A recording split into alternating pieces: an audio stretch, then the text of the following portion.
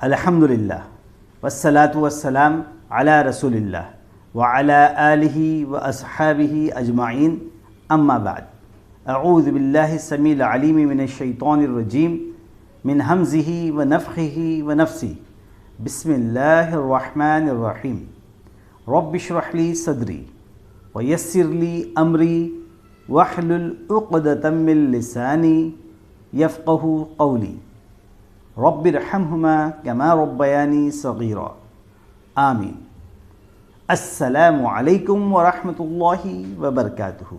ناظرین، آج کے ہمارے سبق کا عنوان ہے شرح صدر کے اسباب۔ علامہ ابن قیم نے شرح صدر کرنے والی کئی چیزیں بتائی ہیں، ان میں اہم ترین توحید ہے۔ جتنا صاف ستھرا عقیدہ توحید ہوگا اتنا ہی سینہ کشادہ ہوگا، جس کی وسعت دنیا و ما فیہا سے زیادہ ہوگی۔ مشرک و ملحد کی کیا زندگی! اللہ فرماتے ہیں، جو میرے ذکر سے اعراض کرتے ہیں ان کی زندگی تنگ ہوگی، قیامت میں ہم انہیں اندھا اٹھائیں گے۔ سورہ نمبر 20 آیت نمبر 124۔ جس کو اللہ ہدایت دینا چاہتا ہے اس کا سینہ اسلام کے لیے کھول دیتا ہے۔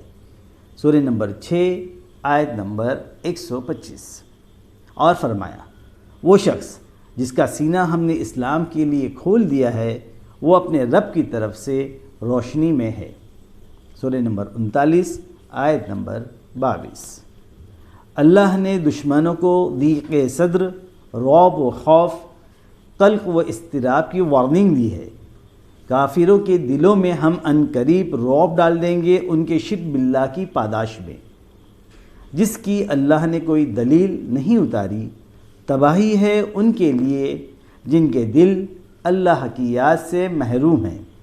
جسے اللہ گمراہ کرنا چاہتا ہے اس کے سینے میں تنگی ڈال دیتا ہے، گویا کہ وہ آسمان میں چڑھ رہا ہے۔ سورہ نمبر 6 آیت نمبر 125۔ انشراح صدر کے اسباب میں نفع بخش علم بھی ہے۔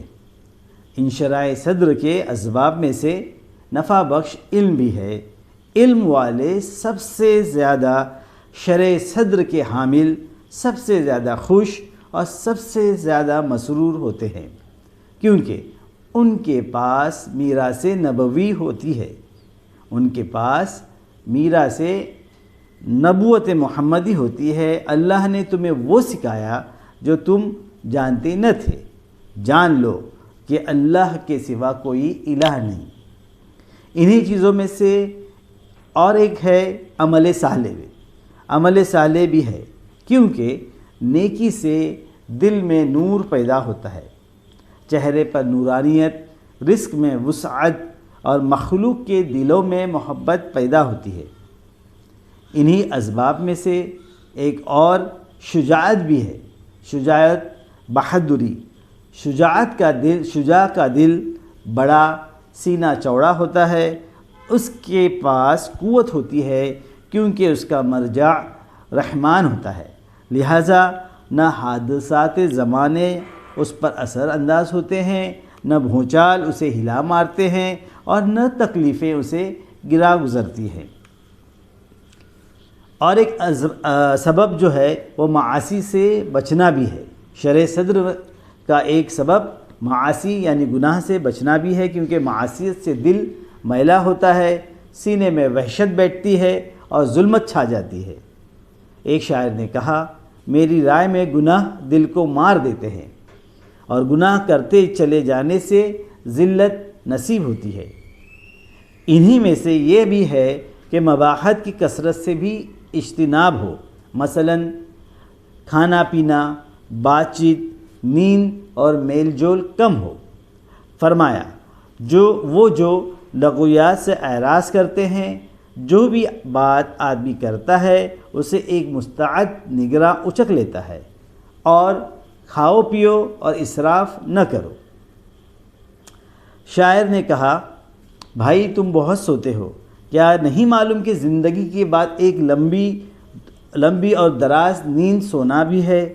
خلق اور تدبیر کے امور فیصل ہو چکے ہیں، جو بھی حرکت ہوتی ہے، پتا کھڑکتا ہے، وہ اللہ کے اذن سے ہوتا ہے، تو رنج و فکر کس بات پر؟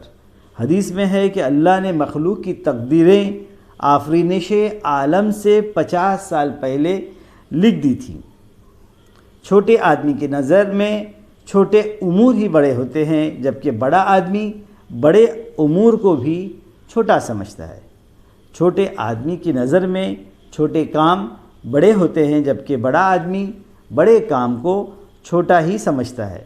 اللہ سے دعا ہے کہ اللہ ہمیں صاف ستھرا عقیدہ توحید عطا فرمائے، آمین۔ وآخر دعوانا ان الحمد للہ رب العالمین، والسلام علیکم ورحمۃ اللہ وبرکاتہ۔